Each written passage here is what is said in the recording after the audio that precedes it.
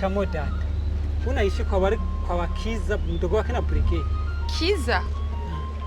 Brege nawe nini? Umviriza.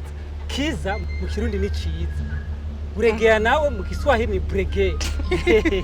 Oh, kumbe navyo narinzi. Unaishi kule kwa Brege ya sasa.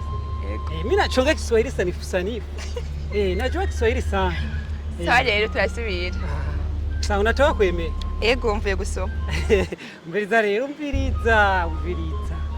Je, nagomba haraka nagomba ndakubwiye. Je namanda kubona uca ngaho pita. Bavuye gusoma ubwira nje guteka nako masaba ge. Nkagomba kurivuga ijambo mugabe kananiye. Rero jewe no munsi niwe ndoza kanya. Sawa rero kangende nje guteka masara agiye. Uraki. Umviriza hari ikintu nashaka. Giye guteka nako masara. Je namanda kubona uca ngaho hari ikintu nagomba ndakubwiye. Muga nkwimvira kubikubwira bikanga.